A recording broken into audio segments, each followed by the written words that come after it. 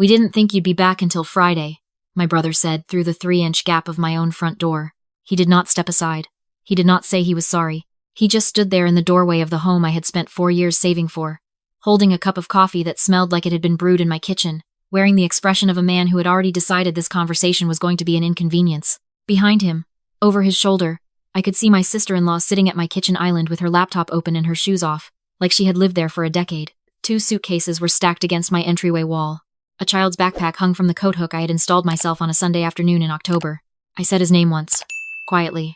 My brother pulled the door open another few inches.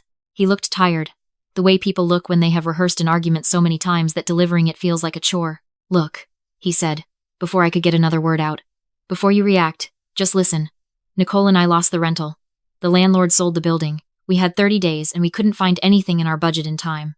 Mom still has Dad's sister staying with her, so there was no room. This was the only option. He said the only option, the way people say a thing they know is not true but have decided to say anyway. I looked past him at the kitchen. Nicole had not looked up from her laptop. My dish rack, the one I bought at a little ceramic shop in Asheville, was sitting on the wrong side of the sink. How did you get in? I asked. Mom had the spare key, the one you gave her 2 Christmases ago.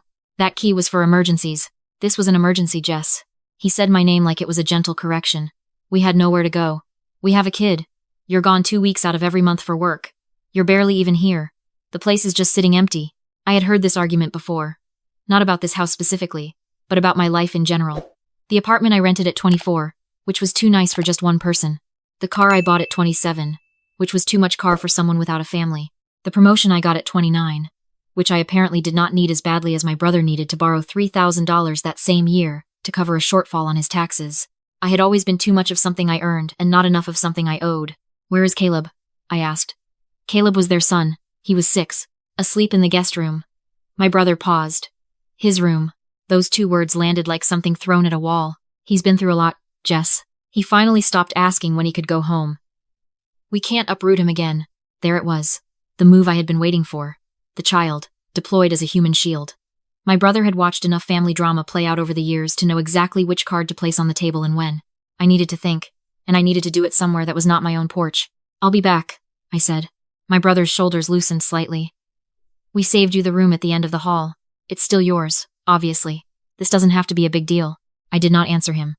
I walked back down the front path to the rental car I had picked up at the airport 2 hours ago, and I sat in the driver's seat with both hands on the wheel and did not move for a very long time. The neighborhood was quiet. Someone down the street was mowing their lawn, even though it was almost 6 in the evening.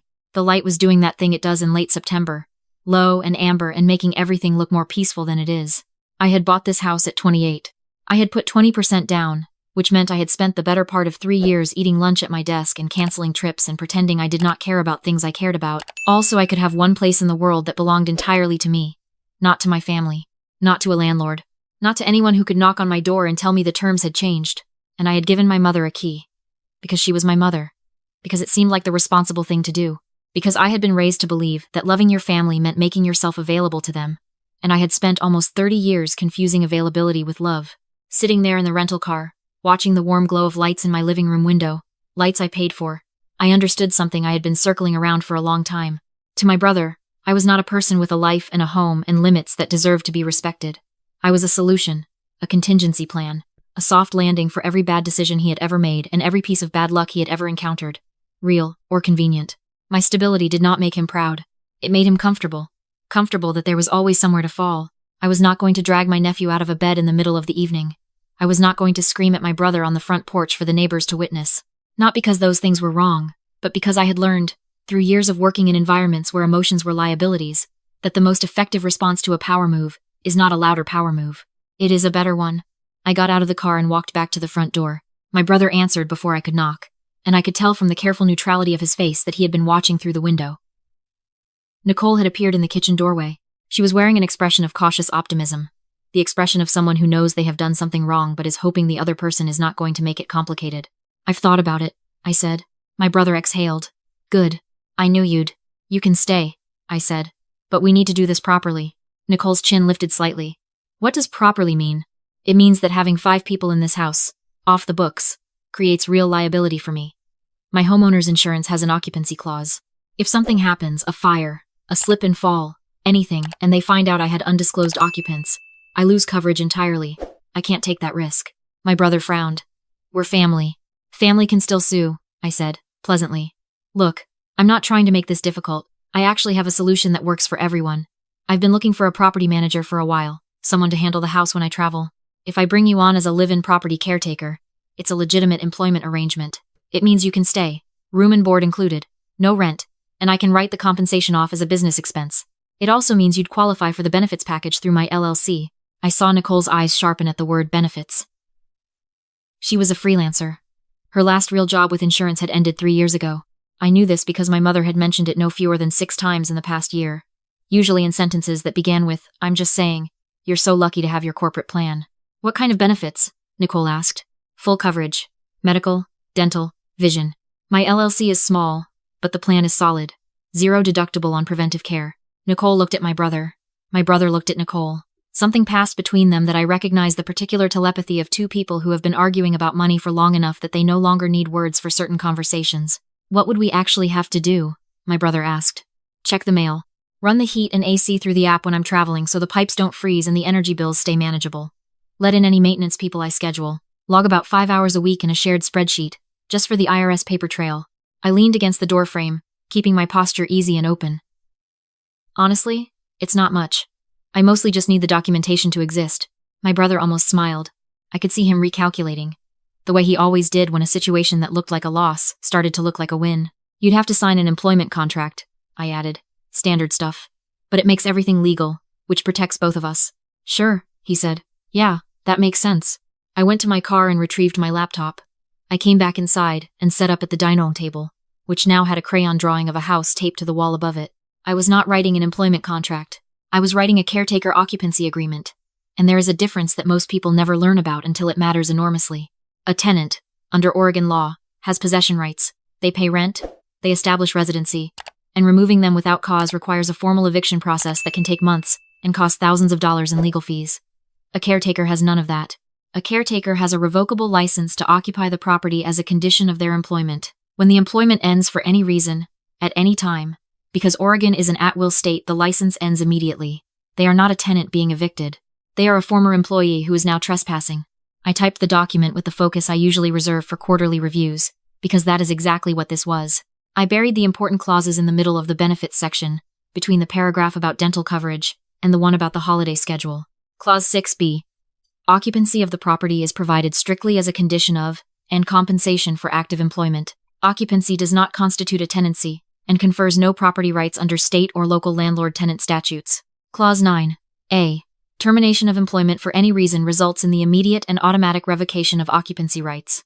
Former employees must vacate the premises within 24 hours of termination notice. Clause 11. Employee consents to 24-hour video monitoring of all common areas of the property for asset protection and property management purposes. Clause 14.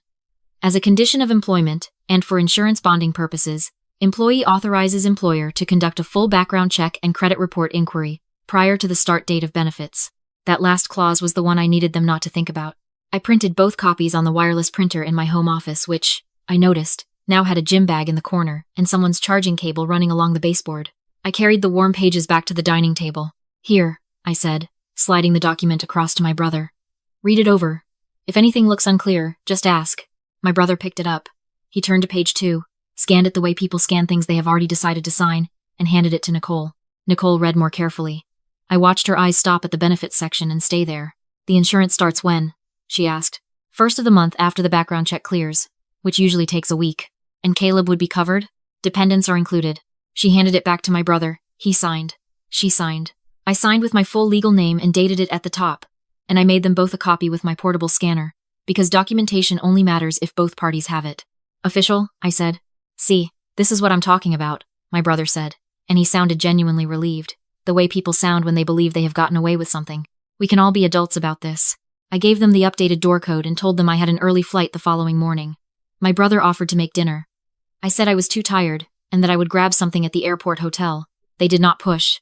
I left the house at 9:15 that night, loaded my laptop bag and my carry-on into the rental car, and drove exactly 2 miles east to the Marriott on Canyon Road. I was not getting on a plane.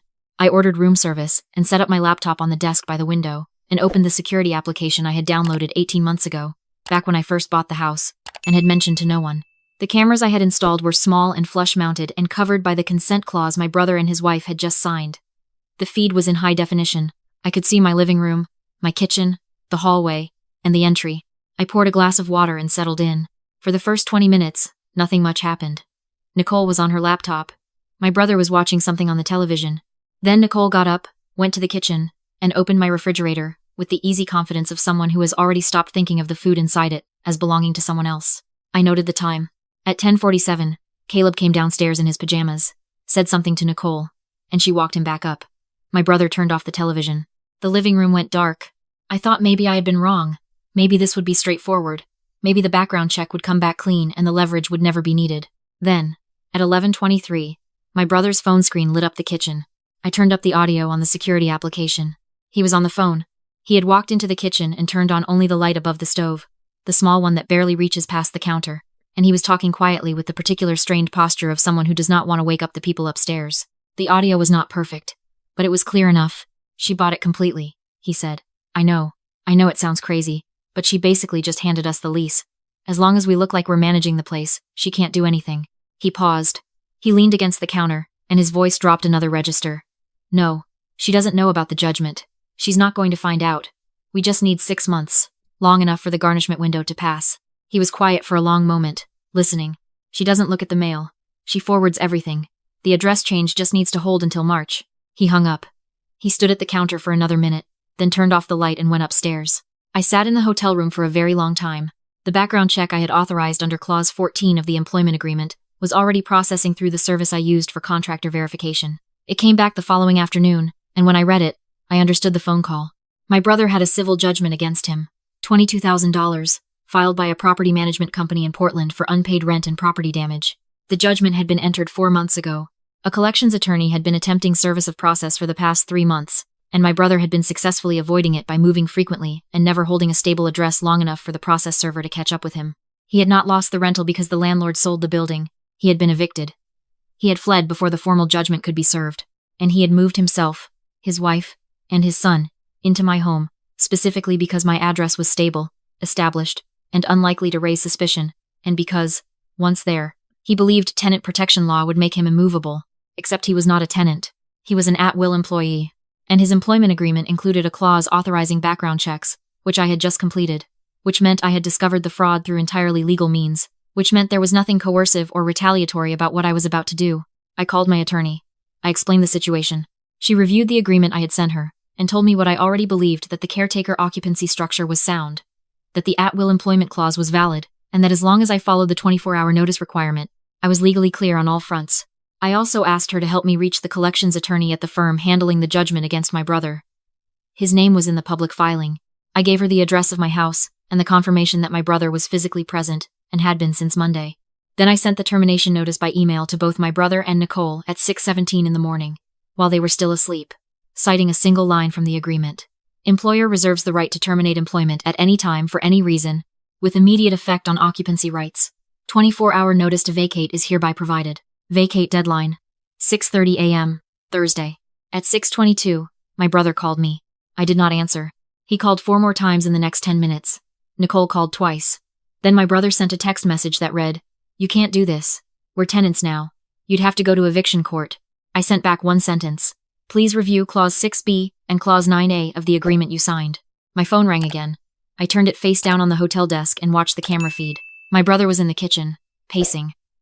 Nicole was at the table, scrolling through her phone with the particular intensity of someone trying to find the angle that saves them. At one point, she looked directly up at the corner of the ceiling where the camera was mounted, and I watched her face change as she read the awareness across it. At 9:15 that morning, I did 3 things in sequence. I opened the smart home application on my laptop and lowered the thermostat to 62 degrees. I used the router management system to disconnect every device in the house from the Wi-Fi network. Nicole's laptop, my brother's phone, the smart TV, all of it. I used the refrigerator's connected app, a feature I had mentioned to no one in the house because it had never come up to lock the unit. The fridge itself was fine. Nothing would spoil. It was simply not accessible. On the camera feed, I watched my brother walk to the kitchen and stare at the refrigerator handle for a long moment. I watched him try the Wi-Fi on his phone. I watched him look at the ceiling again. He knew. At 11:41, a process server rang the doorbell. My brother answered. I could not see his face fully from the camera angle, but I could see the set of his shoulders. and I watched something go out of them as the man on the porch handed him the envelope and said the words that completed the service of process that 3 months of running had delayed. Nicole came to stand beside him. She read over his shoulder. She stepped back. They were in the house for another 4 hours. I watched them pack methodically at first, then faster, then in the haphazard, urgent way of people who have stopped caring about being organized and started caring about being gone. Caleb was up and dressed by noon, sitting on the bottom stair with his backpack on his lap, watching his parents carry things to their car with the patient resignation of a 6-year-old who has done this enough times to recognize the routine. That image is the one that has stayed with me. Not my brother's face when the process server arrived. Not Nicole's expression when she finally read the clauses she had not read before signing. Just my nephew sitting on the stairs with his backpack on, waiting. I am not the reason that child has had an unstable life, but I sat with that image for a long time before I let myself move past it. By 4 in the afternoon, the house was empty. I drove back from the Marriott and stood in my front doorway and looked at what they had left behind, which was not much: a juice stain on the living room rug, a smear of something on the wall beside the entryway, one of Caleb's drawings still taped above the dining table. I left the drawing where it was for a few days before I took it down. I changed all the door codes. I updated the locks. I called my mother and told her, plainly, that the spare key arrangement was over, and that if she chose to give a copy of any future key I gave her to my brother, or to anyone else, without my explicit permission, I would not give her another key again. She cried. She said I was being cruel. She said my brother was struggling and that I had more than enough and that family takes care of family. I told her that I agreed, and that I was looking forward to seeing how she took care of my brother, now that I had stopped doing it for her. Then I hung up. I sat in the quiet of my living room, in the house that had been mine for 4 years, and that now felt, for the first time, like a place I was actually allowed to be. My brother and Nicole found a short-term rental in Vancouver, Washington. The civil judgment against him went to wage garnishment 3 weeks later. Nicole started waitressing again. I know this because mutual friends have the habit of mentioning things they think I should feel guilty about, and I have the habit of thanking them for the update and changing the subject. I did not feel guilty. I spent a long time checking whether I should, and I could not find a version of the story in which I was the person who had done the harm. I had been seen, for most of my adult life, as a buffer against the consequences of other people's choices.